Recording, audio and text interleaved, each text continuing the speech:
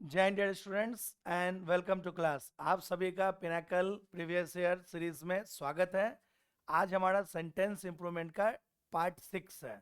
आज हम छठे पार्ट को करेंगे। इससे पहले 5 पार्ट हो चुके हैं। फर्स्ट पार्ट में 150 क्वेश्चन किया था, सेकेंड पार्ट में भी 150 किया था, और उसके बाद से हमने डिसाइड किया है कि डेली इंप्रूवमेंट के 50 क्वेश्चन के मतलब जो है पार्ट्स को चलाएंगे हम लोग। तो 1 से 1.5 घंटे के अंदर ये पार्ट खत्म हो जाएगा। तो 800 के करीब आपके सेंटेंस इंप्रूवमेंट में है। तो आज हमारा टारगेट है 451 से लेकर 500 जो क्वेश्चन है 500 तक, मतलब 50 क्वेश्चन को आज फिर से कंप्लीट करना है। और फिर से याद दिला देता हूं आप सभी को कि ये जो सीरीज स्टार्ट हुई है इस मंडे से, ये 7 दिन चलेगी, 7 days इन अ वीक ये क्लास रहेगी। तो आप इसे जरूर करना।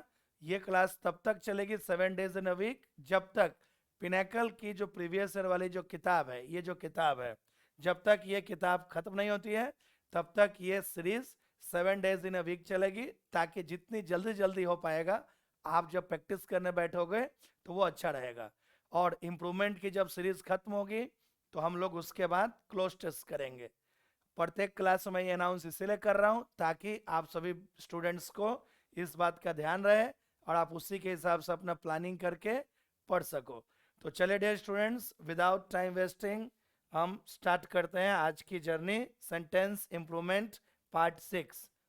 पहला क्वेश्चन 451। आई टोल्ड हिम, यहां से स्टार्ट है भाई। I told him my inner feelings, नहीं, मैंने उसे सबसे अपनी अंदरूनी भावना के बारे में बताया था। मैंने उसे अपनी सबसे अंदरूनी भावना के बारे में बताया था। तो देखो ये पॉजिटिव डिग्री का एडजेक्टिव का क्वेश्चन है। 3 डिग्री होते हैं। पहला है आपका पॉजिटिव डिग्री, दूसरा है कंपैरेटिव डिग्री, तीसरा है सुपरलेटिव डिग्री। कंपैरेटिव डिग्री होता है आपका इनर, और उसका सुपरलेटिव डिग्री 2 हो सकते हैं। या तो आप लिखो इनर मोस्ट, या फिर इसे लिखा जा सकता है इन मोस्ट। दोनों एक ही अर्थ देते हैं। तो सर इसका पॉजिटिव डिग्री बिल्कुल नहीं होता। इनर का कोई अपना पॉजिटिव डिग्री नहीं होता है। इसी तरह से ये भी है, जैसे आउटर है, इसका भी कोई अपना पॉजिटिव डिग्री नहीं होता है। डायरेक्ट कंपैरेटिव है, और उसका सुपरलेटिव आउटर मोस्ट लिखो या फिर आउटमोस्ट लिखो, दोनों ही सेम मीनिंग देते हैं। तो इनर का कोई पॉजिटिव डिग्री नहीं होता, आउटर का भी कोई पॉजिटिव डिग्री नहीं होता। तो मैंने उसे अपने सबसे अंदरूनी भावना के बारे में बताया। तो सबसे अंदरूनी भावना मतलब कि सबसे ज्यादा वाला मतलब सुपरलेटिव डिग्री। तो सुपरलेटिव डिग्री दे दो भाई। यहां तो कोई वर्ड ही नहीं दिया उन्होंने। ये रहा सुपरलेटिव डिग्री। Superlative degree. इन फीलिंग्स तो कोई वर्ड ही नहीं बना अभी तक। मोर इनर कोई वर्ड ही नहीं बना है। Double comparative. अब क्वेश्चन राइज होता है, आप ये कहोगे कि सर जब ये सुपरलेटिव डिग्री है तो उसके पहले तो द आना चाहिए। तो ध्यान रखिए, अगर एडजेक्टिव के सुपरलेटिव डिग्री के पहले पॉसेसिव एडजेक्टिव आ जाए, पॉसेसिव एडजेक्टिव मतलब my, his, her, your, our, their, its या वंस, इन 8 को हम लोग कहते हैं पॉसेसिव एडजेक्टिव। तो यदि सुपरलेटिव डिग्री के पहले पॉसेसिव एडजेक्टिव आ गई तो उसके पहले आर्टिकल का प्रयोग नहीं करेंगे। मतलब है कि आंसर इसका बी ग्रामेटिकली सही है, बाकी सारे ऑप्शंस गलत है। चलिए next question 52। Rumour mongering is one of the bad habit. हमें यह पता है, ये तो सब्जेक्ट एग्रीमेंट का रूल है। हमें यह पता है कि वन ऑफ के बाद नाउन हमेशा ही प्लूरल होना चाहिए। वन ऑफ के बाद नाउन या प्रोनाउन हमेशा ही प्लूरल रहते हैं। वन ऑफ के बाद नाउन या प्रोनाउन हमेशा ही प्लूरल रहते हैं। हटा दीजिए भाई, थोड़ा गर्मी लग रही थी। क्लास शुरू होते ही हमारे अंदर एनर्जी बढ़ जाता है, क्लास खत्म होते ही फिर ठंड लगने लगती है, क्योंकि टीचर का सारा हमारा सब कुछ तो ये क्लास ही तो है। आप और ये क्लास, क्योंकि अगर स्टूडेंट ना हो, क्लास ना हो, तो हमारी कोई वैल्यू नहीं है। तो चलो, तो वन ऑफ के बाद कौन सा नाउन होगा भाई? Plural noun. तो वन ऑफ के बाद प्लूरल नाउन चाहिए। यहाँ हैबिट सिंगुलर कर दिया है, तो हैबिट में प्लूरल जोड़िए, हैबिट्स करिए। ये होगा नहीं, ये भी सिंगुलर ही रखा है। देखो ये रहा हमारा प्लूरल नाउन, हैबिट का प्लूरल हैबिट्स, हैबिट का प्लूरल हैबिट्स हो गया। तो सिंपल सा ध्यान रखना, वन ऑफ के बाद नाउन आए या प्रोनाउन आए, वो हमेशा ही प्लूरल में होगा। चले next question. Select the correct degree of comparison, मतलब कंपैरेटिव डिग्री पूछा है। तो क्या है भाई? David looks old than he really is. अब देखो ये भी एडजेक्टिव का क्वेश्चन है। 3 डिग्री है हमारा, positive degree, comparative degree, superlative degree.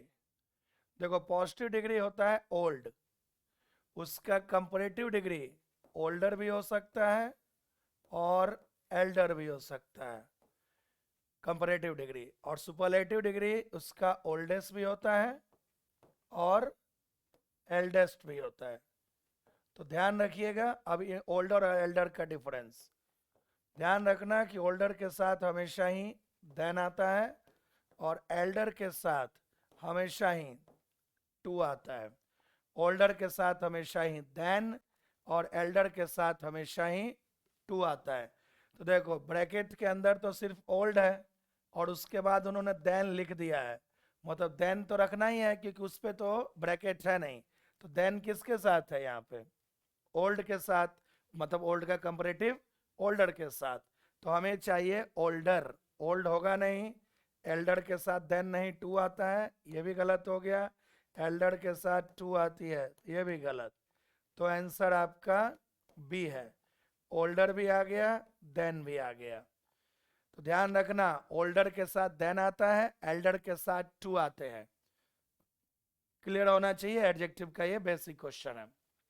और हाँ, कुछ एक किताब जो महान किताब है मार्केट में, वो ये कहते हैं कि ओल्डर का प्रयोग और एल्डर का प्रयोग में डिफरेंस ये है कि जब ब्लड रिलेशन है, खून का रिश्ता है, तो एल्डर होगा, और खून का रिश्ता नहीं है तो ओल्डर होगा।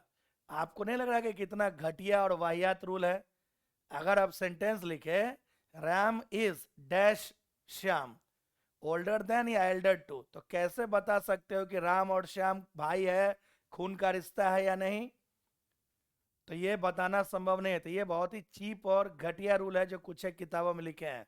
बस इतना ध्यान रखना, जब तुलना करनी है, कंपेयर करना है, तो ओल्डर लिखना, और जब कंपेयर नहीं करना है तो एल्डर लिखना। सिंपल सा रूल रखो। सारे जो अच्छे डिक्शनरी है, ऑक्सफोर्ड, कैम्ब्रिज, कॉलिंस, इन सबों में यही लिखा है। ये खून और पानी का रिश्ता कहीं नहीं लिखा है अच्छे किताबों में, वो जो सस्ती किताबें हैं उन्हीं में लिखा है। चलो next question. The numbers applying for the course had dropped off very sharply during the pandemic. The numbers applying for the course had dropped off very sharply during the pandemic. उस कोर्स के लिए जो apply करने वाली संख्या थी, वह महामारी के समय बहुत ज़्यादा ड्रॉप हो गई है। तो अब देख लो यहाँ पे पास्ट परफेक्ट लिखा है, सीधा सा लॉजिक समझो। पास्ट परफेक्ट का प्रयोग तो तब करना चाहिए जब पास्ट ऑफ पास्ट की बात हो, या फिर एक कार्य जो पास्ट में एक निश्चित समय में खत्म हुआ था।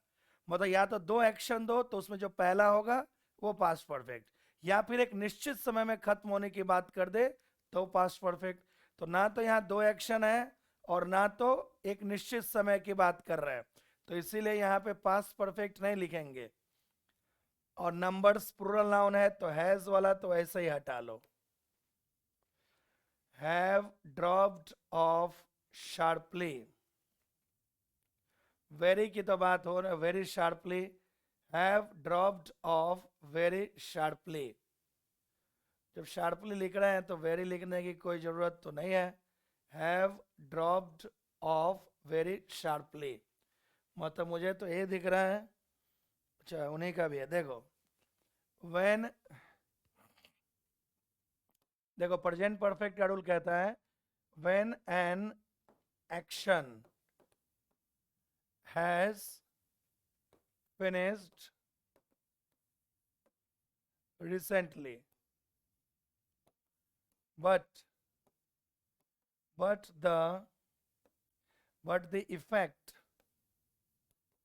of that action but the effect of that action can still be felt, comma, use present perfect tense, use present perfect tense। देखो मतलब निकला कि एक कार्य जो हाल फिलहाल में खत्म हुआ था लेकिन जिसका असर अभी तक है उसके लिए प्रेजेंट परफेक्ट टेंस का प्रयोग करें। एक कार्य जो हाल फिलहाल में खत्म हो गया लेकिन जिसका असर अभी तक है, तो कोरोना महामारी खत्म हो गई लेकिन उसका असर अभी तक हम लोगों के लाइफ पर है। अभी तक बहुत सारे लोगों की आर्थिक स्थिति खराब है।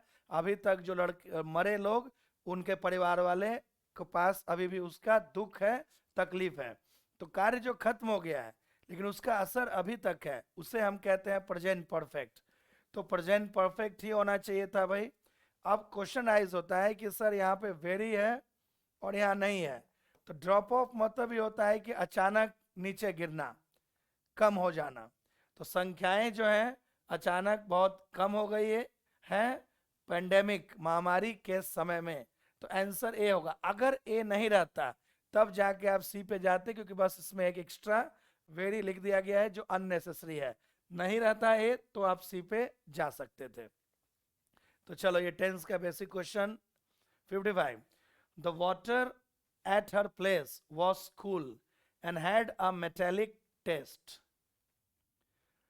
उसके घर में या उसके जगह पे पानी ठंडा था और उसमें मेटेलिक टेस्ट था। वॉज कूल तो ठंडा था, वॉज कूलिंग नहीं। अब ऐसे भी देखो वॉज लिख दोगे तो आगे हैव होगा नहीं, क्योंकि पास्ट और प्रेजेंट होते नहीं है। वॉज वर्ग के बाद हैज हैव क्यों लिखेंगे? वॉज वर्ग के बाद हैज हैव क्यों लिखेंगे? मतलब जो लिखा है वही ठीक है, क्योंकि देखो यहाँ भी पास्ट यहाँ पर भी पास्ट। मतलब उसके जगह पे पानी ठंडा था और उसका टेस्ट मेटेलिक था। ठीक है, next question. Many families are so poor to bear the cost of educating all their children. हमें पता है कि ये होता है टू के साथ टू लिखते हैं, सो के साथ दैट लिखते हैं। दोनों का अर्थ एक ही होता है, इतना की। इन दोनों का अर्थ एक ही होता है, इतना की। तो अधिकतर परिवार इतने गरीब हैं कि वे अपने बच्चों को पढ़ाने का खर्च नहीं झेल सकते हैं। तो देखो यहाँ पर टू लिखा हुआ है और उसको अंडरलाइन तो है नहीं, तो जो भी बदलाव है यहीं करोगे। तो सो को हटाकर टू कर दो। अगर यहाँ दैट रहता तो सो होता, तो सो की जगह दैट टू कर दो, T double O. So that लिखो या टू टू लिखो, एक ही अर्थ है। जैसे अगर मैं सेंटेंस लिखूं, ही is so weak that he is so weak that he can't walk. He is so weak that he can't walk. इसे आप चाहें तो ऐसे भी लिख सकते हैं, he is too weak to walk। ये दोनों सेंटेंस सेम है, ध्यान रखिएगा। बस इतना अंतर है कि सो दैट का प्रयोग आप चाहें तो पॉजिटिव नेगेटिव दोनों में करें, लेकिन टू टू का प्रयोग सिर्फ और सिर्फ नेगेटिव सेंस में किया जा सकता है। तो अधिकतर परिवार इतने गरीब हैं कि वो अपने बच्चों के खर्च, पढ़ाने के खर्च को वहन नहीं कर सकते हैं। तो ये दोनों सेंटेंस एक ही अर्थ देता है। बस इतना ध्यान रखना है कि सो आएगा तो दैट होगा, टू आ गया तो टू होगा। बेसिक है। 57। आई don't know why he is such secretly, ये क्या हो गया भाई? आई डोंट नो वाई ही, अब ही के साथ आर तो आता नहीं है, हटा दो। मैनी, मैनी के बाद तो हमेशा भाई प्लूरल नाउन आती है, मैनी के बाद हमेशा ही प्लूरल नाउन आता है, तो मैनी के बाद तो एडजेक्टिव आ गया, तो ये तो गड़बड़ हो गया, नाउन है ही नहीं। अब देखो यहाँ पे सेंटेंस में ही लिखा है और उन्होंने लिख दिया है सेक्रेटली, और एक वर्ड है सेक्रेटिव। देखो भाई ही क्या है? प्रोनाउन, एल वाई जोड़ने से क्या बनता है? एडवर्ब। वी जिसके अंत में होगा वो एडजेक्टिव होता है, जिस शब्द के अंत में वी जुड़ा हो वो एडजेक्टिव है, एल वाई जुड़ा हो तो सामान्यतः एडवर्ब होता है, ही प्रोनाउन है। तो नाउन या प्रोनाउन की विशेषता आपको पता है कि नाउन हो या प्रोनाउन हो उसकी विशेषता तो एडजेक्टिव बताता है, ना कि एडवर्ब। तो इसलिए आंसर आपका डी है। I don't know why he is so secretive, मुझे नहीं पता क्यों वह उतना रहस्यमयी है। सेक्रेटिव मतलब जो सीक्रेट अपने में रहते हैं, राज अपने अंदर छुपा के रखते हैं, उसे हम कहते हैं secretive. Next, I knew very little Spanish when I came here, but I have been learning and can now make myself understood. मैं बहुत ही कम स्पेनिश जानता था जब मैं यहाँ आया था, लेकिन मैं सीख रहा हूँ और अब मैं खुद को समझा सकता हूँ, लोगों को अपने भाषा से समझा सकता हूँ। तो जब मैं, देखो यहाँ पे ऑलरेडी पास्ट है और यहाँ पर भी पास्ट है, तो ये तो दोनों ठीक है। जब मैं आया था तो मुझे बहुत कम स्पेनिश आता था, जब मैं यहाँ आया था तो मुझे बहुत कम स्पेनिश आता था, लेकिन अब मैं सीख रहा हूँ और मैं लोगों को समझा सकता हूँ। तो जब आया था तो कम जानता था, पास्ट, अभी सीख रहा हूँ प्रेजेंट, और लोगों को समझा सकता हूँ प्रेजेंट। तो ये दोनों पार्ट में देखो, यहाँ भी प्रेजेंट और यहाँ पे भी प्रेजेंट, तो ठीक ही तो लिखा हुआ है, नो एरर, नो इम्प्रूवमेंट। जब मैं आया था तो मैं बहुत ही कम स्पेनिश जानता था, लेकिन अब मैं सीख रहा हूं और लोगों को समझा सकता हूं, ठीक है भाई। हिज माउथ लेफ्ट ओपन, नहीं, देखो ये तो इडियम है, mouth fell open. Mouth fell open का अर्थ होता है शॉक्ड, आश्चर्यचकित हो जाना, अचंभित हो जाना। उसका मुंह खुला का खुला रह गया जब उसने यह एहसास हुआ, जब उसे सच्चाई के बारे में पता चला था या एहसास किया था। तो माउथ फेल ओपन, ओपन यहाँ ओपेंड कर दिया है, ओपेंड कर दिया है, तो ये रहा भाई। उसे बहुत ही शौक लगा था जब उसने सच्चाई को महसूस किया था या जाना था। परसीव मतलब महसूस करना होता है, परसीव का अर्थ रियलाइज ही होता है, ध्यान रखना, परसीव का सिनोनिम रियलाइज होता है। तो क्या इडियम पढ़ा हमने? माउथ फेल ओपन मतलब शॉक्ड हो जाना, अचंभित हो जाना। Next 60, I notice some strawberries. Strawberries की विशेषताएं हैं कि वो गार्डन में, अब देखो ये तो वर्ब एडवांस का क्वेश्चन है, फॉर्मूला होता है सब्जेक्ट प्लस या तो नोटिस आ जाए, या तो ऑब्जर्व आ जाए, या तो हियर आ जाए, या फिर सी आ जाए, प्लस नाउन या प्रोनाउन में से कोई एक आएगा, नाउन या प्रोनाउन में से कोई एक आएगा, प्लस प्रेजेंट पार्टिसिपल।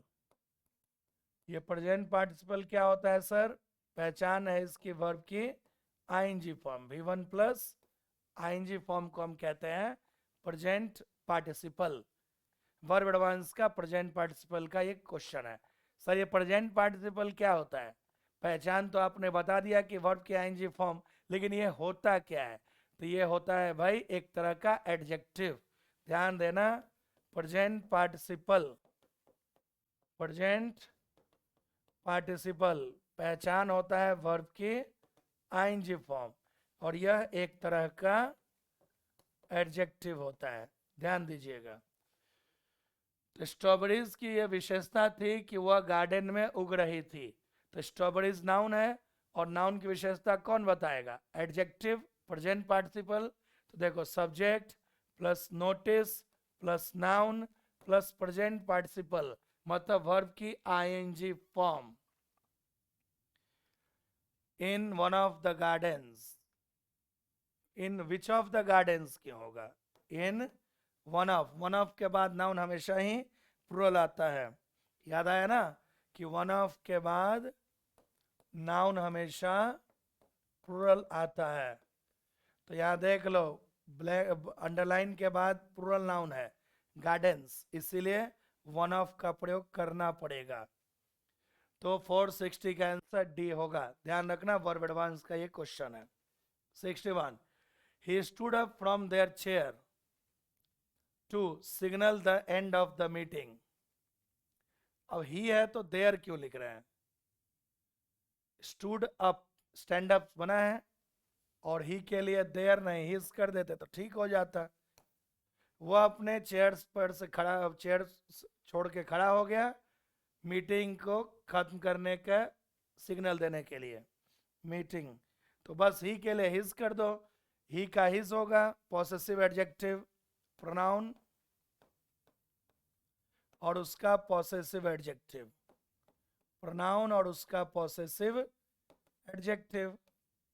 तो प्रोनाउन अगर आई है तो उसका पॉसेसिव एडजेक्टिव माई होगा, अगर ही होगा तो पॉसेसिव एडजेक्टिव हिज होगा, अगर शी होगा तो उसका पॉसेसिव एडजेक्टिव हर होगा, वी होगा तो उसका पॉसेसिव एडजेक्टिव आवर होगा, दे है प्रोनाउन तो उसका पॉसेसिव एडजेक्टिव देयर होगा, यू है तो ये पॉसेसिव एडजेक्टिव योर होगा, इट है तो उसका पॉसेसिव एडजेक्टिव इट्स होगा, वन है तो उसका पॉसेसिव एडजेक्टिव वंस होगा, O N E apostrophe S. तो ये रहा भाई। तो हमें चाहिए, ही लिखा है तो ही का पॉसेसिव एडजेक्टिव क्या लिखोगे? देयर या हिज? ये रहा हिज। देयर तो दे का होता, अगर यहाँ दे लिखा होता तो देयर लिखते हैं, ही लिखा है तो हिज लिखो, तो इसलिए आंसर ए हो गया। चलिए next question. Although the waters may have receded, the aftermath of one of the world's biggest natural disaster। अच्छा, इसमें मिस प्रिंट हुआ है। मिस प्रिंट यह है कि इसमें ए पार्ट में डिजास्टर नहीं था, क्वेश्चन में था डिजास्टर्स लिखा था। सर इसमें मिस प्रिंट क्यों कर रहे हैं? इसीलिए कर रहे हैं क्योंकि आंसर यही है। अगर ये आंसर नहीं होता तो मैं इसे ठीक नहीं करता। क्यों यही आंसर है सर? क्योंकि अभी बात हुआ है वन ऑफ के बाद नाउन हमेशा ही प्लूरल होता है। तो जहां जहां disaster one of the has, अब देखो यहाँ पे अंडरलाइन हेड तक है, अंडरलाइन डिजास्टर तक है, तो डिजास्टर के बाद हैज लिख दोगे। हैज हैड क्या लॉजिक है?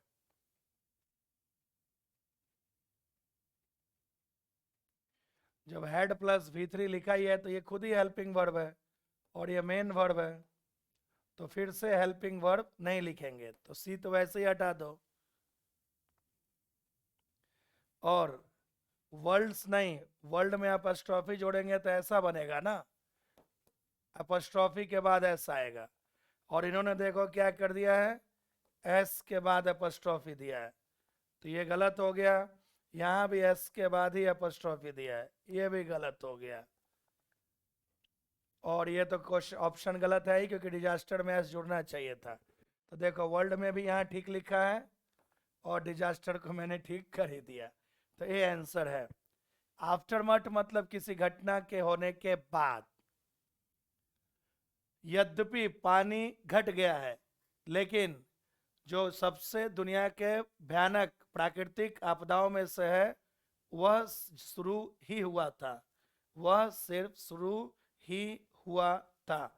दोनों जगह वर्ल्ड में एपोस्ट्रॉफी, एस के बाद एपोस्ट्रॉफी देके उन्होंने गलती की है। Next, Abraham also had one sister of who, बात हो चुकी है। लास्ट क्लास में बताया था कि किसी भी प्रीपोजिशन के बाद, किसी भी प्रीपोजिशन के बाद whom लिखा जा सकता है, ये फॉर्मूला होता है। और एग्जाम में क्या लिखेंगे, हमेशा ही वो करते हैं प्रीपोजिशन लिख देंगे और उसके बाद हु लिखेंगे। तो ध्यान रखना, ये कोई फॉर्मूला नहीं होता है। प्रीपोजिशन के बाद हुम का प्रयोग करते हैं, हु का प्रयोग नहीं करते हैं। तो ये रहा भाई प्रीपोजिशन, तो उसके बाद हु नहीं, हुम होना चाहिए था, तो ऑफ हुम कर दीजिए। अब्राहम की एक बहन भी थी जिसके बारे में ज्यादा रिकॉर्ड में कुछ नहीं है। Next, I am sorry, sorry sorry, sorry के साथ फॉर होता है ना भाई, sorry plus for plus something. जब आप किसी चीज के लिए माफी मांगते हैं तो सॉरी के साथ प्रीपोजिशन फॉर आता है, सॉरी फॉर। तो ऑफ वाला तो वैसे ही गलत हो गया। मैं क्षमा चाहता हूं जो मेरी माता जी ने कहा था, व्हाट, विच। व्हाट का एक अर्थ क्या भी होता है और एक अर्थ होता है जो। विच कौन सा।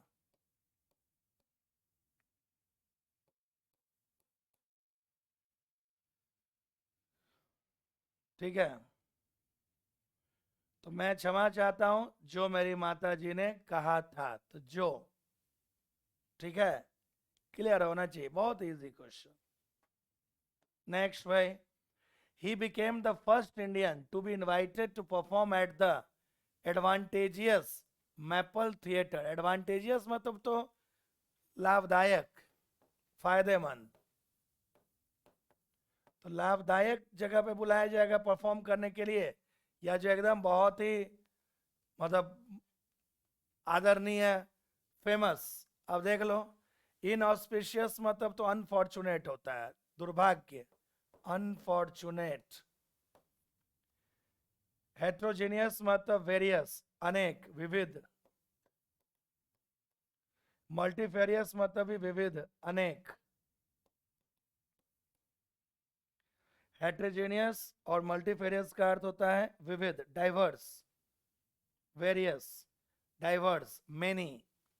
प्रेस्टिडियस मतलब फेमस।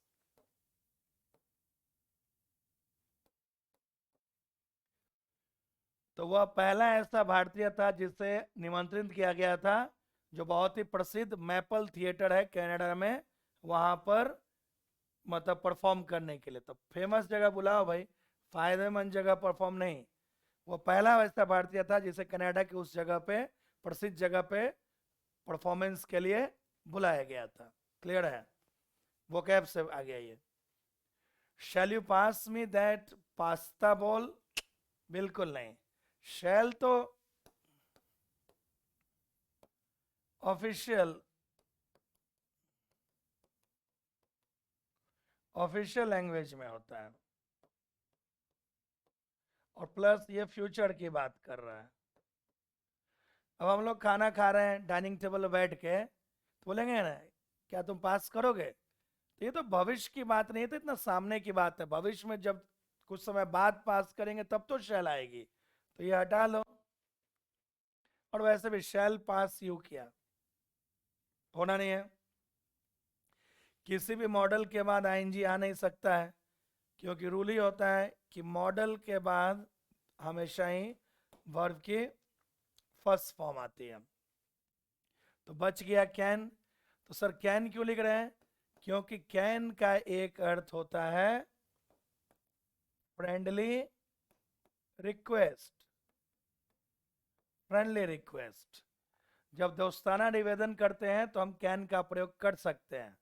जैसे आप अपने दोस्त के साथ हो, उसकी बाइक है, तब दोस्त पे तो हमारा हक है ना, तो ऐसा नहीं कहो कि बाइक का चाबी मांगना है तो ऐसे मे आई टेक योर बाइक्स की, क्या तुम्हारा बाइक का की मैं ले सकता हूँ? बिल्कुल नहीं।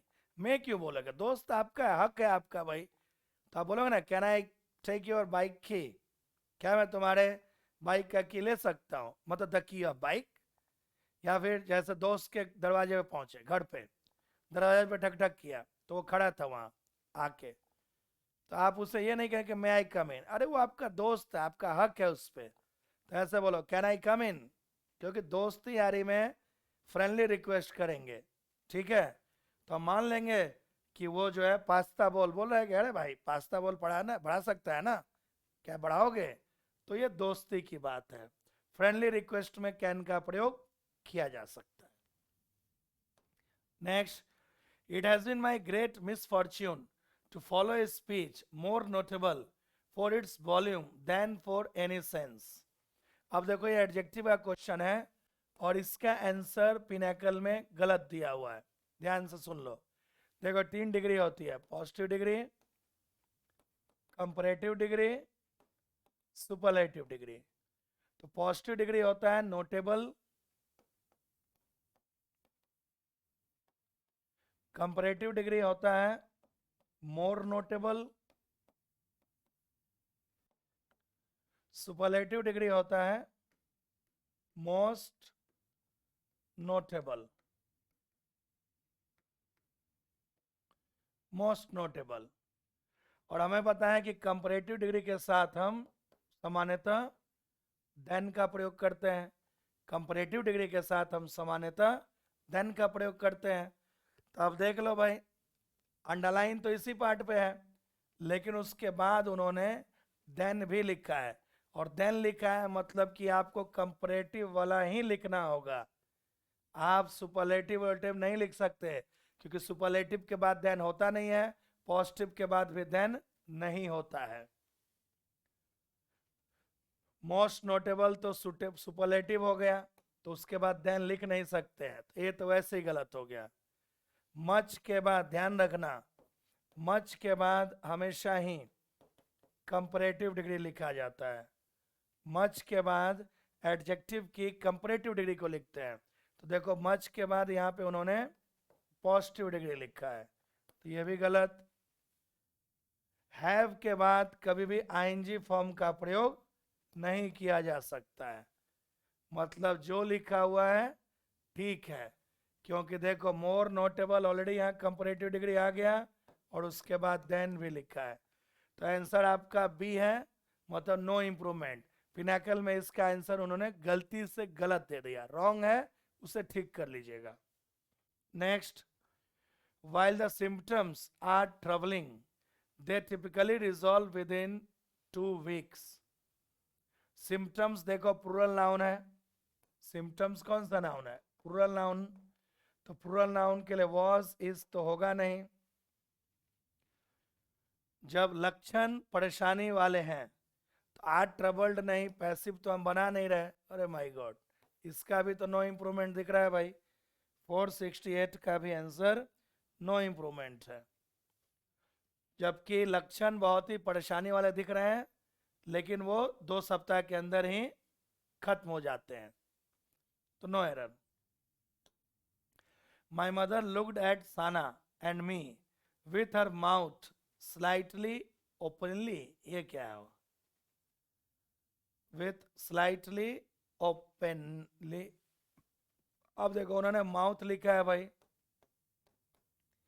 उन्होंने लिखा है स्लाइटली, सॉरी ओपनली, मुझे स्लाइटली से मतलब नहीं है, उन्होंने लिखा है ओपनली, और एक वर्ड है ओपन।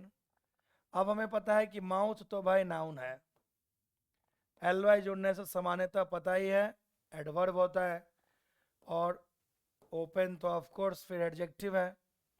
तो नाउन की विशेषता तो हमें पता है कि एडजेक्टिव बताता है, ना कि एडवर्ब। बेसिक क्वेश्चन है, तो अगर मैं ओपनली को ओपन कर लेता तो ये ठीक हो जाता। Her mouth slightly open, an openly slight क्या लेना देना है, कुछ मीनिंग नहीं है। ओपन स्लाइट क्या लेना देना, slightly open. D for Dehradun. मतलब मेरे माता जी ने मुझे और साना को देखा था, थोड़ा सा उनका मुंह खुला होता ऐसे, मतलब थोड़ा आश्चर्य से देखा होगा। Next, the scientist have so far focused on improve cropped yields. हम बात कर चुके हैं, बार बार बताता हूं, किसी भी प्रीपोजिशन के बाद वर्ब की जेरंड फॉर्म का प्रयोग करते हैं। किसी भी प्रीपोजिशन के बाद वर्ब के जेरंड फॉर्म का प्रयोग करते हैं, और जेरंड मतलब होता है वर्ब की आईएनजी फॉर्म। तो देख लो भाई, प्रीपोजिशन यहाँ पे दिख रहा है हमें, ये रहा प्रीपोजिशन ऑन, तो उसके बाद जेरंड चाहिए। जेरंड, ये तो नाउन हो गया भाई, ये तो फर्स्ट फॉर्म हो गया, बस एक यही दिख रहा है जो आईएनजी फॉर्म में है, मतलब जेरंड है। तो ए छोड़कर बाकी सारे गलत लिखे हुए हैं।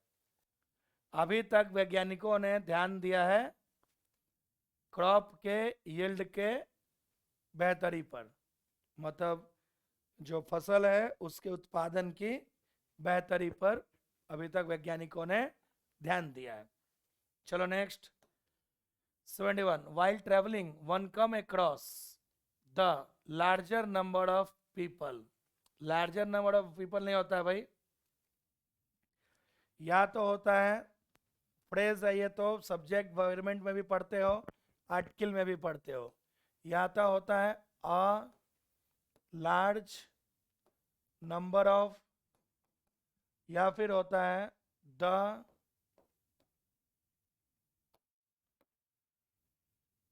या फिर अ नंबर ऑफ होता है, या फिर होता है लार्ज नंबर्स ऑफ, या फिर होता है द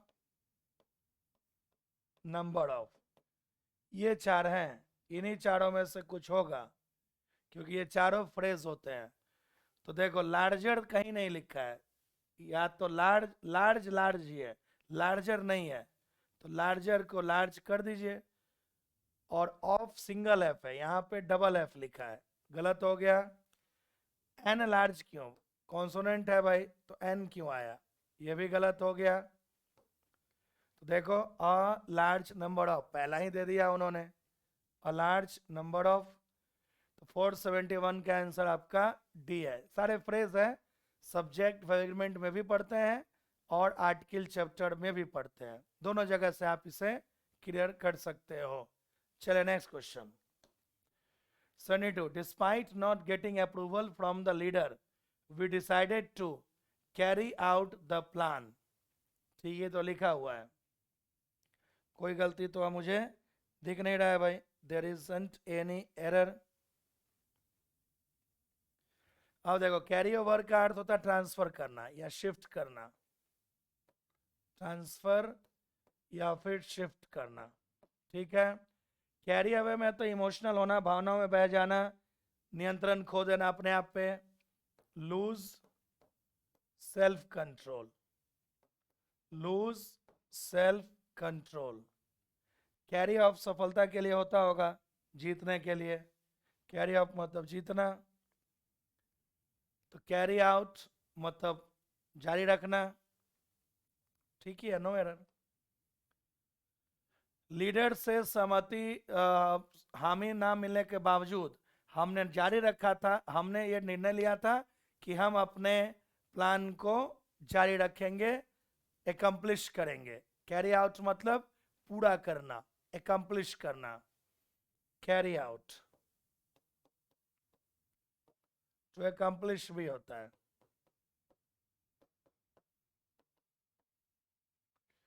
तो जो लिखा है सही है भाई। Next, in my experience the press gallery. अब प्रेस गैलरी तो भाई सिंगुलर नाउन है, ये तो सिंगुलर नाउन दिख रहा है, तो सिंगुलर नाउन के साथ आर तो होगा नहीं, आर वाला वैसे ही गलत हो गया।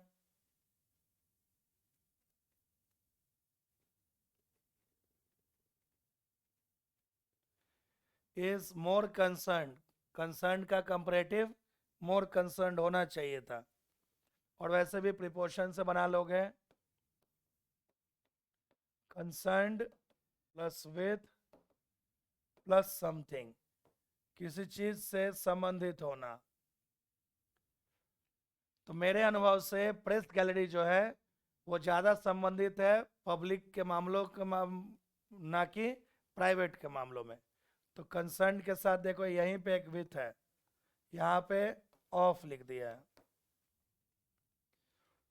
ठीक है, चलिए next question 474। The probable side effect of this medication includes burning and itching. Include burning and itching, including नहीं होगा, कैन बी इंक्लूडिंग कोई वर्ड ही नहीं है, इंक्लूड्स होगा नहीं क्योंकि सब्जेक्ट क्या है भाई, इफेक्ट्स, साइड इफेक्ट्स, जो कि प्लूरल नाउन है, तो वर्ब भी प्लूरल होगा, और इंक्लूड्स तो सिंगुलर वर्ब हो गया। ठीक है, संभावित जो इस मेडिकेशन दवाई का जो प्रभाव है उसमें शामिल है जलन और खुजली। बर्निंग मतलब जो जलन होती है, इचिंग मतलब जो खुजली होती है, तो वो उस दवाई का साइड इफेक्ट है। तो जो लिखा हुआ है वो नो एरर होना चाहिए भाई, no error, no improvement. Thank you all for coming so earlier. So earlier क्यों?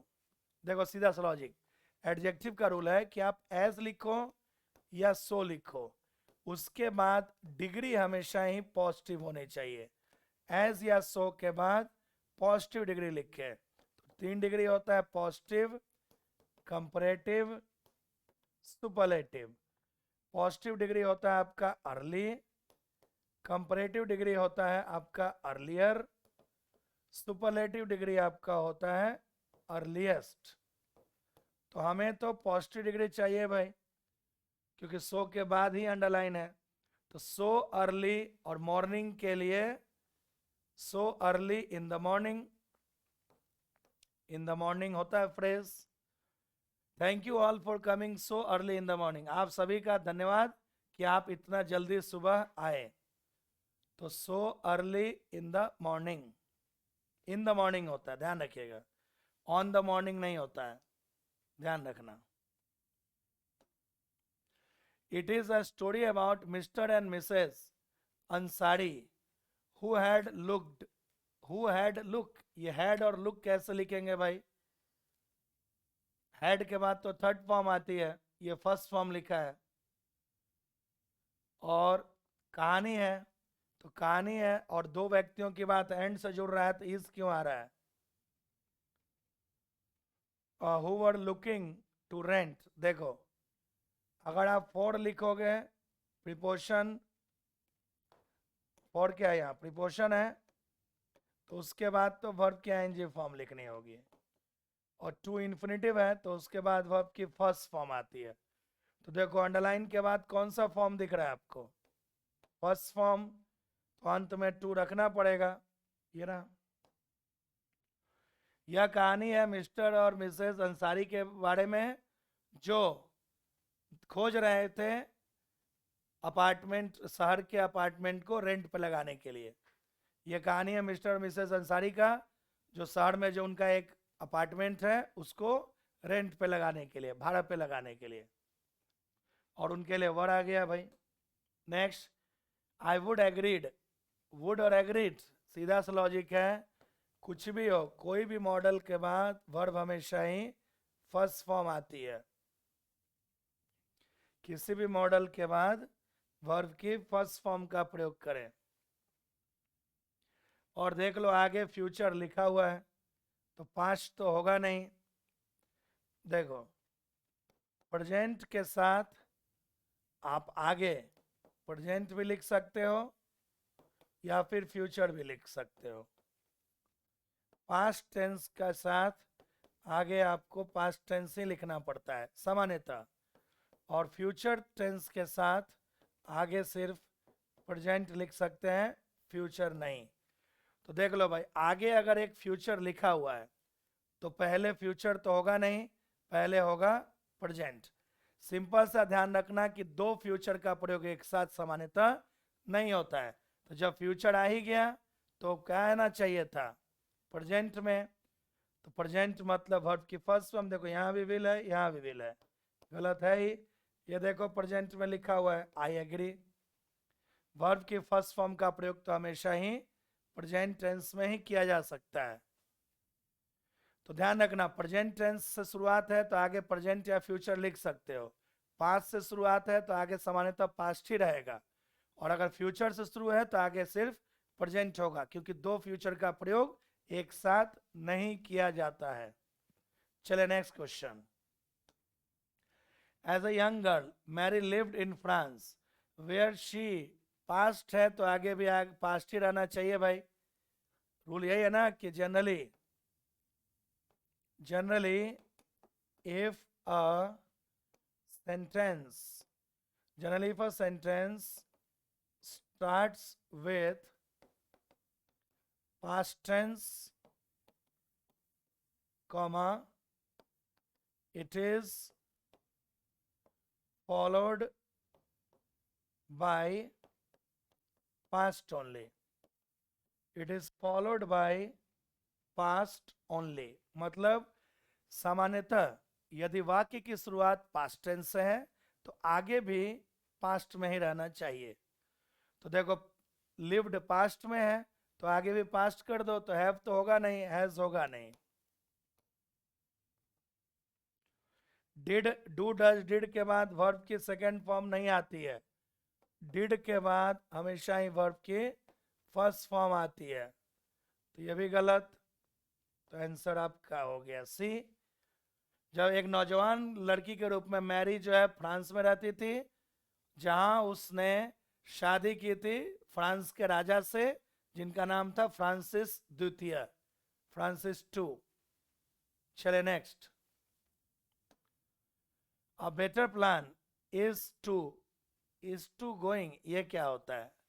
देखो कोई भी हेल्पिंग वर्ब हो, आप इज टू लिखो या फिर एम टू लिखो या फिर आर टू लिखो या फिर हैज टू लिखो या फिर हैव टू लिखो या फिर वॉज टू लिखो या फिर वर टू लिखो, जो भी लिखो, ये सब क्या कहलाते हैं?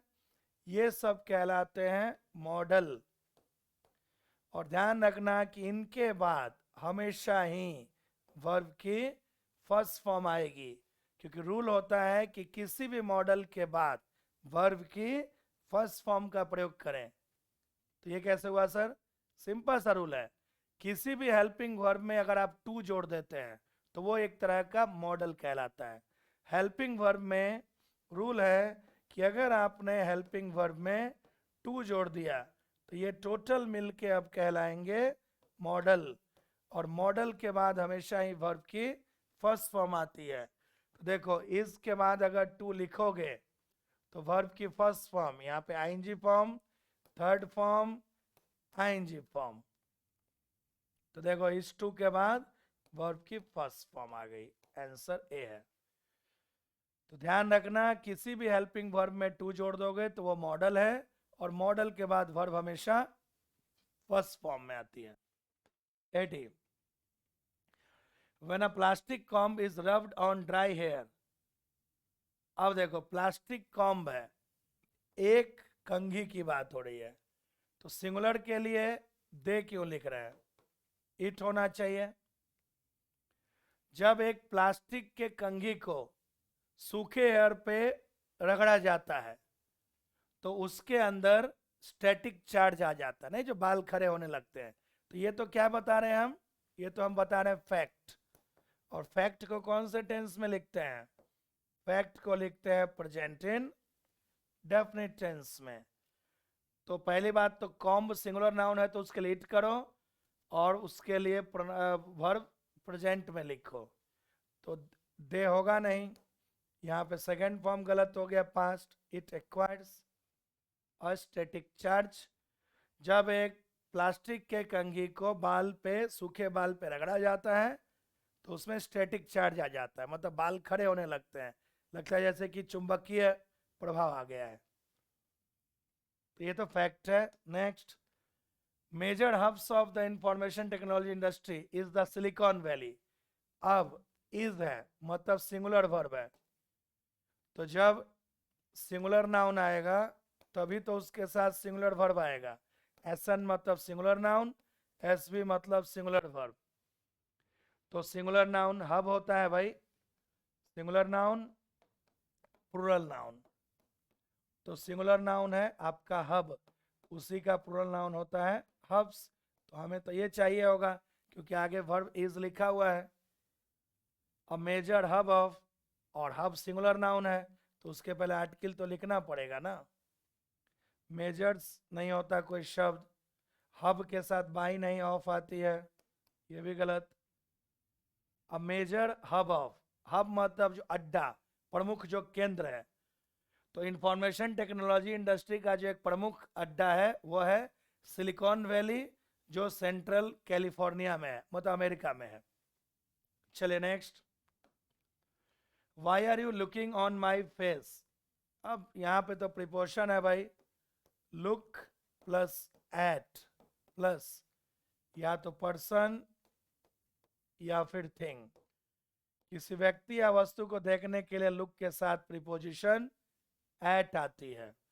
तो why are you looking at my face, तुम ऐसे मेरे चेहरे को क्यों देख रहे हो।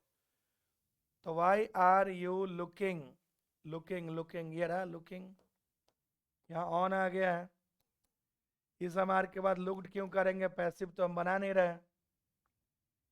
तो डी सही है, क्यों तुम मेरे चेहरे को ऐसे देख रहे हो, क्यों तुम मेरे चेहरे को ऐसे देख रहे हो, रोमांटिक हो रहा है ये। 83, in India processed foods becomes popular in the 20th century. ये क्या लॉजिक है भाई, रूल ये है, टेंस में आपने पढ़ा भी है, बार बार मैं लिख रहा हूं ताकि आप सभी को याद हो जाए।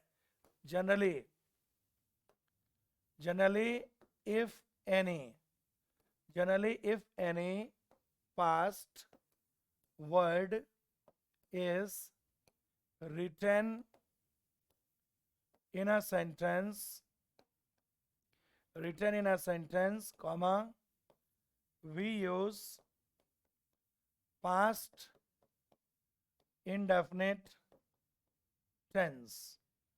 तो रूल ये होता है कि सामान्यतः यदि वाक्य में पास्ट के किसी भी शब्द का प्रयोग किया जाए तो हम उसके साथ पास्ट इंडेफिनिट लिखते हैं। तो इसमें कौन सा पास्ट का वर्ड है भाई, 20वीं शताब्दी। अभी कौन सी शताब्दी चल रही है, 21वीं शताब्दी। तो ये तो पास्ट का वर्ड हो गया, तो पास्ट इंडेफिनिट लिख दो। तो बिकम का सेकेंड फॉर्म बिकेम होगा, क्योंकि फर्स्ट फॉर्म क्या होता है, बिकम फर्स्ट फॉर्म है, सेकेंड फॉर्म होता है बिकेम, CAME, और थर्ड फॉर्म फिर से हो जाता है बिकम। तो हमें तो सेकेंड फॉर्म चाहिए, क्योंकि सेकेंड फॉर्म का मतलब होता है पास्ट इंडेफिनिट। तो देख लो यहाँ भी फर्स्ट फॉर्म है, यहाँ भी फर्स्ट फॉर्म है, बस एक यही है जहाँ पे सेकेंड फॉर्म है। क्योंकि 20वीं शताब्दी तो पास्ट की बात हो गई, तो पास्ट के लिए पास्ट इंडेफिनिट लिखो। अभी 21st सेंचुरी चल रहा है, ध्यान रखना। 84, one of the baby elephants broke off from the herd. Break away होना चाहिए भाई, ब्रेक अवे फ्रेजल वर्ब है।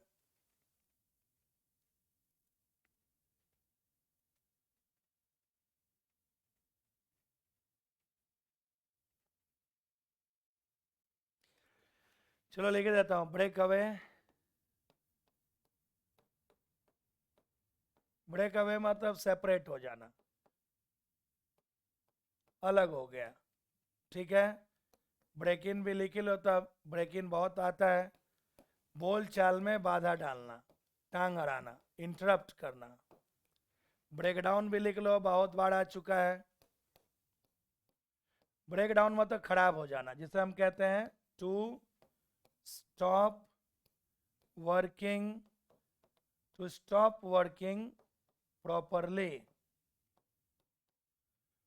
तो ब्रेक अवे मतलब अलग हो जाना, ब्रेक इन मतलब बोलचाल में बाधा डालना, ब्रेक डाउन मतलब खराब हो जाना।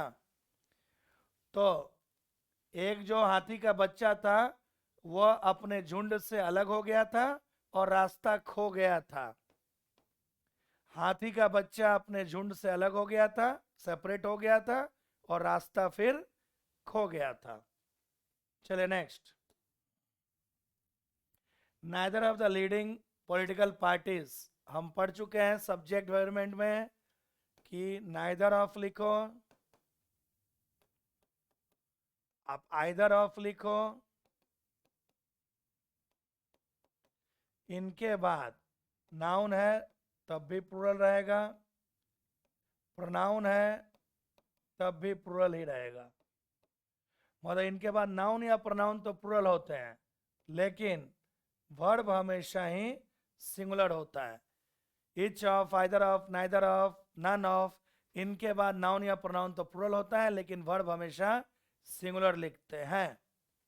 ठीक है, तो देखो नाइदर ऑफ के बाद तो प्लूरल नाउन ठीक है, लेकिन ये वर्ब हैव क्यों किया है, एज कर देते तो ठीक हो जाता। तो neither of the leading political parties had much, has had much, ठीक है तो दिख रहा है।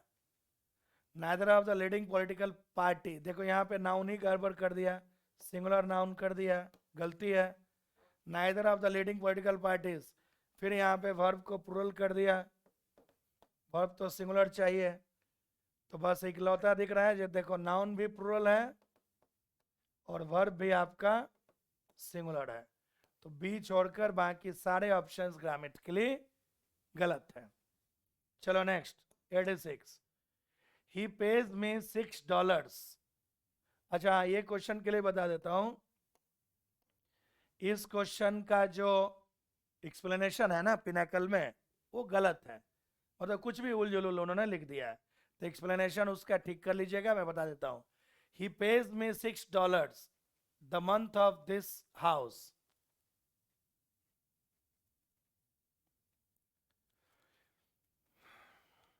देखो भाई इसमें पेज लिखा है, पेज क्या है भाई, यहाँ वर्ब है, द मंथ ये भी नाउन है, पर मंथ लिखता या फिर अ मंथ लिखता। पर मंथ भी होता है भाई एडवर्ब, अ मंथ भी होता है एडवर्ब, तो वर्ब की विशेषता तो एडवर्ब ही बता सकता है। या तो पर मंथ लिखो या अ मंथ लिखो, दोनों ही एडवर्ब का काम करेंगे। या तो पर मंथ होगा या अ मंथ, तो पर वाला तो है ही नहीं,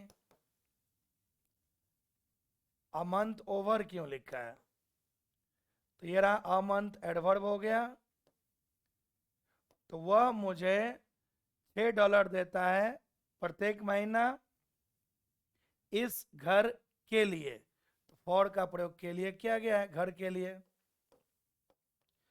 वह मुझे $6 प्रत्येक महीना देता है इस घर के लिए, तो ध्यान रखना पर मंथ या अ मंथ ये दोनों ही एडवर्ब का काम करते हैं, और पे वर्ब है तो वर्ब की विशेषता एडवर्ब बताएगा, नाउन नहीं, ध्यान से समझ लेना। पिनाकल में उन्होंने कुछ भी उलझुल इसका एक्सप्लेनेशन दे दिया है, आंसर तो उन्होंने ठीक बताया कि डी होगा, बट उसका एक्सप्लेनेशन वो दे नहीं पाए। 87, she was stuck in his imagination for many a hour। अरे भाई आवर, आवर तो वॉवेल साउंड है, आवर के पहले तो एन आना चाहिए, तो ए को एन कर देंगे, his imagination for many hour. और अगर मेनी देखो मेनी के बाद ए या एन अगर लिखते हो तो नाउन हमेशा सिंगुलर होगा, लेकिन अगर मेनी के ठीक बाद नाउन लिखोगे तो नाउन हमेशा प्लूरल होगा। तो देखो मेनी के बाद नाउन सिंगुलर क्यों आ रहा है, ए एन तो है नहीं, तो गलत। His imagination for many an hour, ऐसा यही दिख रहा है, मेनी ए या एन के बाद नाउन इन्होंने देखो प्लूरल कर दिया, गलत। तो बस बी छोड़कर बाकी सब बकवास लिखे हैं। देखो मेनी है उसके बाद एन भी है और आवर सिंगुलर नाउन भी ठीक है, तो आंसर आपका बी है, बाकी सब तो उल जुलूल लिखा हुआ है। 88. The laws of nature are unbiased, ensuring that each person benefits from its bounties. प्रकृति का नियम जो होता है वो भेदभावपूर्ण नहीं होता है और वह यह सुनिश्चित करता है कि प्रत्येक व्यक्ति को उसके गिफ्ट बाउंटी मतलब उपहार से फायदा मिले। तो ये तो फैक्ट बता रहे हैं, और फैक्ट हमेशा कौन सा टेंस में होता है? प्रेजेंट इन डेफिनिट टेंस में। तो ठीक ही लिखा हुआ है, यहां भी प्रेजेंट इंडेफिनिट है, यहां भी प्रेजेंट इंडेफिनिट है, और लॉज प्लूरल नाउन है तो उसके लिए इज और वॉज तो वैसे ही हटा लो, पास्ट की बात हो नहीं रही है। प्रकृति के जो नियम होते हैं वो भेदभाव नहीं करते हैं और वह यह सुनिश्चित करते हैं कि प्रत्येक व्यक्ति को उसके गिफ्ट बाउंटी मतलब गिफ्ट उपहार, उसके उपहार प्रकृति के उपहार का फायदा हो। चले next. Just try and recall the poor people you saw on the streets, on local trains and in the slums on your way back. ठीक है, तो लिख रहा है कोशिश करो और याद करो गरीब लोगों को जिसे तुमने देखा था रास्ते पर या लोकल ट्रेन में या फिर झुग्गियों में जब तुम रिटर्न आ रहे थे। ऑन योर वे बैक मतलब जब तुम रिटर्न आ रहे थे, तो ये तो पास्ट की बात हो ही गई और पास्ट में सेकेंड फॉर्म ठीक ही है, नो एरर। जस्ट कोशिश करो याद करने की गरीब लोगों को जिसको तुमने सड़क पे लोकल ट्रेन्स में या झुग्गी झोंपड़ियों में देखा था जब तुम वापस आ रहे थे। जब तुम वापस आ रहे थे तो तुमने जो गरीब लोगों को देखा था उन्हें याद करने की कोशिश करो। तो याद अभी करेंगे प्रेजेंट, लेकिन देखा कब था? पास्ट में। तो पास्ट मतलब second form see saw seen, तो ये तो ठीक ही लिख रहा है, no error. An unidentified man on an bike, an bike क्यों होगा भाई? बाइक के पहले एन कैसे आएगा? एन होना कैसे होगा? बाइक के पहले तो ए होना चाहिए।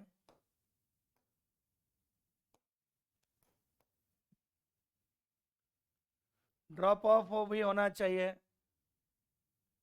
ड्रॉप ऑफ मत वहां रख देना।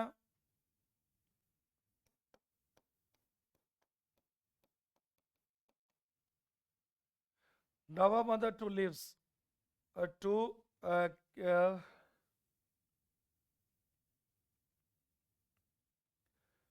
टू सेंड अप, सेंड, इसे ऐसे लिख सकते हैं to take something to a place, किसी चीज को किसी जगह पे ले जाके रख देना। तो ड्रॉप ड्रॉप होगा, आंसर ए। 490 का आंसर ए होना चाहिए। एक अनजान व्यक्ति ने जो बाइक पर था उसने बॉक्स को बिल्डिंग के बाहर रख दिया था। ड्रॉप ऑफ का हिंदी आप सिंपल सा रख लेता हूं, रख देना। जैसे कुरियर वाले नहीं आते हैं और वो आपके गेट के बाहर ही चीज़ों को रख देते हैं, विदेशों में होता है, इंडिया में बाहर नहीं रखते हैं। वो क्या करते हैं, बेल बजा के दे के जाते हैं, क्योंकि अगर बाहर रख देंगे ना तो पड़ोसी जो है गायब कर देगा। विदेशों में क्या होता है, बाहर रख देगा, बेल बजा के चला जाएगा। जैसे हमारे इंडिया में भी कोरोना वायरस के समय हुआ था, डर के कारण वो रख देते थे और चले जाते थे बेल बजा के। लेकिन विदेशों में हमेशा से यही है कि जो भी डिलीवरी वाले आएंगे, जैसे अमेजन फ्लिपकार्ट जैसे कोई भी कंपनी है, वो क्या करेंगे, उस घर के पास जाएंगे, गेट के बाहर रख के बेल बजा के चले जाते हैं, वो वेट नहीं करते हैं। हमारे यहाँ नहीं है, जाके एक बार दिखाओ, एक ही दिन में कुरियर बॉय के साथ क्या करेगा, कुछ जो बदमाश होंगे उसके साथ साथ दिन भर रहेंगे, चुप चुप के देखेंगे, जहाँ जहाँ रख के जा रहा है वो सामान को उठाते हुए जाएगा। अगले दिन खुद ही वो अमेजन कंपनी या फ्लिपकार्ट कंपनी को खोल लेगा एक ही दिन में। चलिए next. She had no sooner taken, ये क्या है भाई? पहले देख लो, ये तो कंजंक्शन का है कि नो सूनर से शुरुआत होती है, फिर पहले हेल्पिंग वर्ब आता है, फिर सब्जेक्ट आता है, फिर वर्ब की थर्ड फॉर्म आती है, फिर देन आता है, फिर जाके सब्जेक्ट आएगा, फिर वर्ब की सेकेंड फॉर्म आएगी। ये स्ट्रक्चर होता है। तो नो सूनर से शुरू कर दो, क्या बात है, पहला ही दिख रहा है। देखो, नो सूनर से शुरू किया, फिर हेड आ गया, फिर सब्जेक्ट आ गया, फिर V3 आया, फिर देन आ गया, फिर देखो सब्जेक्ट है, फिर वर्ब की सेकेंड फॉर्म है। ठीक है, नेक्स्ट। कैन ऑल अस, ये क्या वर्ड है भाई? Can all us sleep in the same room? Mother.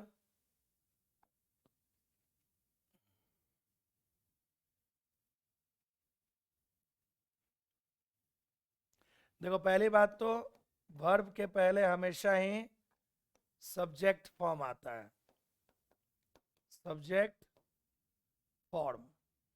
Sir, ये सब्जेक्ट फॉर्म क्या है? देखो, दो फॉर्म है, एक होता है सब्जेक्ट फॉर्म और एक होता है आपका ऑब्जेक्ट फॉर्म। साथ होते हैं। सब्जेक्ट फॉर्म में क्या होता है? I, we, they, he, she, you, it, ये सातों सब्जेक्ट फॉर्म है। इसका ऑब्जेक्ट फॉर्म आई का मी, वी का अस, दे का देम, ही का हिम, शी का हर, यू का यू, इट का इट। तो रूल यह है कि वर्ब के पहले सब्जेक्ट फॉर्म आएंगे, मतलब ये वाला पार्ट। तो देख लो भाई, यहाँ पे स्लीप क्या है? वर्ब है, तो उसके पहले हमें सब्जेक्ट चाहिए। ये तो ऑब्जेक्ट फॉर्म हो गया, गलत है। गलत है मतलब नो इम्प्रूवमेंट गया। ये भी ऑब्जेक्ट फॉर्म हो गया, गलत है। मे ऑल भी, ये क्या होता है? ऑल तो बाद में आएगी। कैन, क्योंकि रूल क्या है? Model plus subject form, model plus subject form plus all लिख सकते हैं। तो ये रहा, मॉडल के ठीक बाद ऑल लिख दिया, बाद में सब्जेक्ट, ये गलत। तो modal plus subject form plus all, B छोड़कर बाकी सारे ऑप्शंस गलत है। Can we all sleep in the same room mother? Mummy, क्या हम सभी एक ही रूम में सो सकते हैं? कैन का प्रयोग किया जा सकता है क्योंकि बाकी सारे ऑप्शंस ग्रामेटिकली गलत है। 93, Subhash had just return from work in 9 PM। हमें तो इतना पता है भाई कि जब भी आप पॉइंट ऑफ टाइम की बात करते हो तो पॉइंट ऑफ टाइम के लिए फिक्स प्रीपोजिशन एट आता है। तो 9 PM तो भाई पॉइंट ऑफ है, तो पॉइंट ऑफ टाइम के लिए इन को ऐड कर देंगे तो चल जाएगा, क्योंकि यहाँ ऑन है, यहाँ इन है। सुभाष रिटर्न आया था कार्य से ठीक 9 बजे। तो जब भी पॉइंट ऑफ टाइम की बात करोगे तो एट लिखना। ठीक है, next question. The merchant distributed work among the weavers based on the orders received।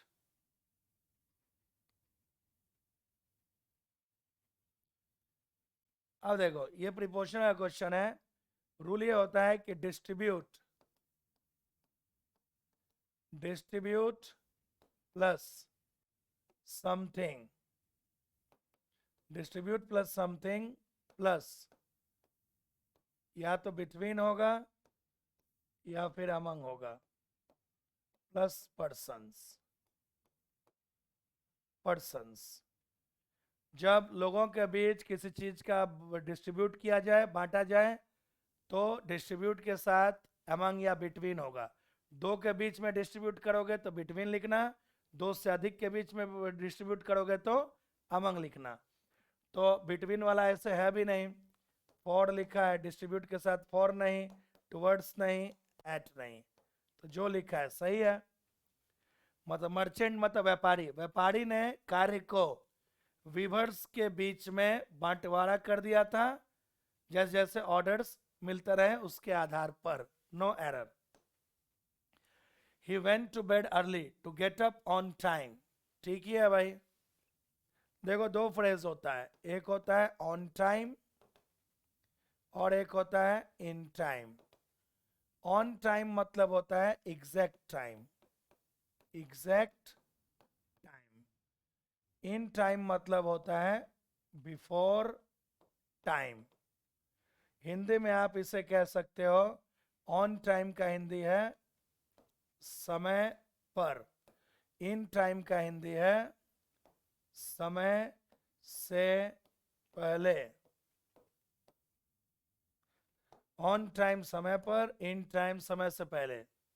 वह जल्दी सो गया था ताकि वो समय पर उठ सके मॉर्निंग लेक्चर को अटेंड करने के लिए। ओवर टाइम होता नहीं है, फोर टाइम होता नहीं है, एट टाइम होता नहीं है। तो ठीक ही तो लिखा है ऑन टाइम क्वेश्चन में, ठीक लिखा है, कोई प्रॉब्लम नहीं है। 96. Water and minerals presented to the soil, presented to the soil, present plus in plus something। किसी चीज में कुछ चीज जो उपस्थित होता है, तो पानी और खनिज लवण जो मिट्टी में उपस्थित होते हैं उसे जड़ खींच लेता है, एब्जॉर्ब कर लेता है। प्रेजेंटेड एट द सॉइल नहीं, प्रेजेंटेड फॉर द सॉइल नहीं, प्रेजेंटेड इन। पानी और जो मिनरल्स मिट्टी में मौजूद होते हैं, उपस्थित होते हैं। बहुत इजी था प्रीपोजिशन का। In the past he spent many an hours. बात हो चुकी है, आज ही बताया, दूसरी बार बता रहा हूँ। मेनी के बाद ए या एन लिखोगे तो नाउन सिंगुलर आएगा, और अगर मेनी के ठीक बाद नाउन लिख दोगे तब जाके वो प्लुरल होगा। तो मेनी एन के बाद आवर्स लिख दिया है, प्लुरल नाउन तो गलत कर दिया, मतलब कि नो इम्प्रूवमेंट तो है नहीं, हटा लो। He spent many an hour playing the harp across the Fifth Avenue। ठीक ही है। मच के बाद ध्यान देखो, सेकेंड ऑप्शन में मच लिखा है, मच के बाद ध्यान देना अनकाउंटेबल नाउन आता है, और आवर्स यहाँ पे अनकाउंटेबल नहीं है, प्लुरल नाउन है, तो ये तो वैसे ही गलत हो गया। एन के बाद फिर से देखो प्लुरल नाउन कर दिया है, तो ये भी गलत हो गया।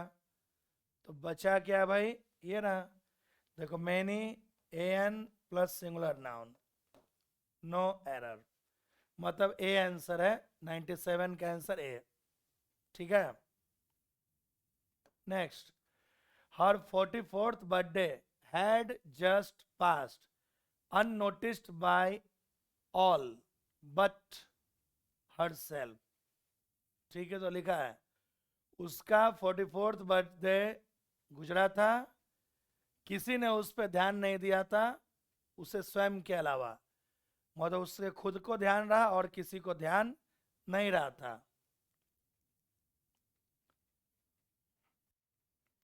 ऑल बट होता है भाई, ऑल बट। उन्होंने देखो क्या बट ऑल कर दिया, गलत हो गया भाई, ऑल कोई लेना देना नहीं, ऑल बट होता है, बट ऑल कर दिया है, उल्टा कर दिया है, मतलब जो लिखा है सही है। ऑल बट मतलब एक्सेप्ट, ऑल बट मतलब छोड़कर, मतलब उसे छोड़कर उस सभी लोग जो थे उन्हें ध्यान नहीं रहा, उसका 44th बर्थडे गुजरा था, मतलब उसके 44th बर्थडे गुजरने को किसी को ध्यान नहीं रहा, उसे स्वयं को छोड़कर। Next, 99. Next month she was going to the institute to study for a masters degree. अब नेक्स्ट मंथ है मतलब फ्यूचर है, फ्यूचर की बात हो रही है, तो फ्यूचर के लिए या तो फ्यूचर इंडेफिनिट लिखो या फिर प्रेजेंट कॉन्टिन्यूअस लिखो। फ्यूचर के लिए या तो फ्यूचर टेंस लिखो, फ्यूचर इंडेफिनिट में लिखो, जैसे I will come to your house in the evening, शाम को तुम्हारे घर आऊंगा। इसे आप ऐसे भी लिख सकते हैं, I am coming to your house in the evening. दोनों सेंटेंस सेम मीनिंग देते हैं, बोथ आर सेम, क्योंकि रूल है कि नज़दीकी भविष्य के किसी कार्य को व्यक्त करने के लिए प्रेजेंट कॉन्टिन्यूअस का प्रयोग कर सकते हैं। तो अगले महीने वो इंस्टीट्यूट में जा रही है मास्टर्स डिग्री की पढ़ाई के लिए, तो अगले महीने जाएगी ना भाई, तो इज गोइंग टू देख लो, प्रेजेंट कॉन्टिन्यूअस आ गया। Is am are plus verb की ING form equals to present continuous tense, ध्यान रखिएगा। नेक्स्ट, आज का last question, we have the responsibility of finding our daughter.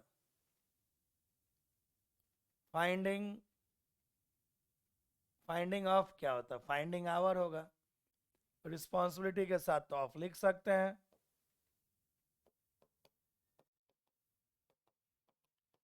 Responsibility of होता है, टू होगा नहीं, यहाँ ऑफ ही हट गया बाद में।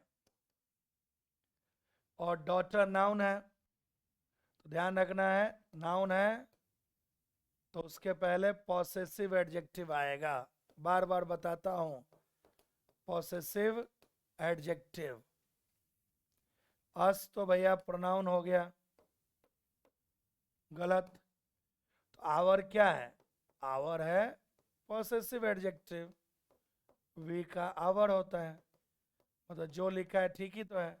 हमारे पर जिम्मेदारी है कि हम अपने लड़की को खोजें, हमारे पर जिम्मेदारी है अपनी लड़की को खोजने का। तो रिस्पॉन्सिबिलिटी ऑफ, और डॉटर नाउन है तो नाउन के पहले पॉसेसिव एडजेक्टिव चाहिए, आवर पॉसेसिव एडजेक्टिव होता है, तो इस सेंटेंस में कहीं कोई गलती नहीं है, देयर इज नो एरर। बस ये ध्यान रखना है कि हमारे सोशल मीडिया साइट से जुड़ जाइए, टेलीग्राम श्योर60 के नाम से उसे ज्वाइन कर लेना। ये जितने भी पीडीएफ है या वीडियोस है उस पर आपको अपडेट मिलता रहेगा। श्योर60 गुरुकुल का व्हाट्सअप ग्रुप भी है, उसे भी ज्वाइन कर लेना। हमारा जो यूट्यूब जो चैनल देख रहे हैं वो तो है ही, तो प्लीज़ इसे लाइक शेयर सब्सक्राइब करना, दोस्तों की बताना, क्योंकि सारे कंटेंट में आपको 100% आपको पिनाकल हो चाहे किरण हो टोटल करवा दूंगा। और जो भी कोई एग्ज़ाम आएगी उस एग्ज़ाम के पहले सीरीज चला दूंगा मॉक टेस्ट की, ताकि उससे आपका अच्छा प्रैक्टिस भी हो जाए, और मॉक टेस्ट में अच्छे क्वेश्चन डालूंगा, नए क्वेश्चन डालूंगा, ठीक है। तो जुड़े रहिए, डेली शाम के 7 बजे डल जाए करेगी वीडियो, आप इसे ज़रूर देखना और अपना पिनाकल का जो किताब है उसे अच्छे से कंप्लीट कर लेना, ठीक है डियर स्टूडेंट्स। तो आज यहीं रुकते हैं, जय हिंद, टेक केयर, और अच्छे से रिवीजन करना, नहीं तो तोप से उड़ा दूंगा। Thank you.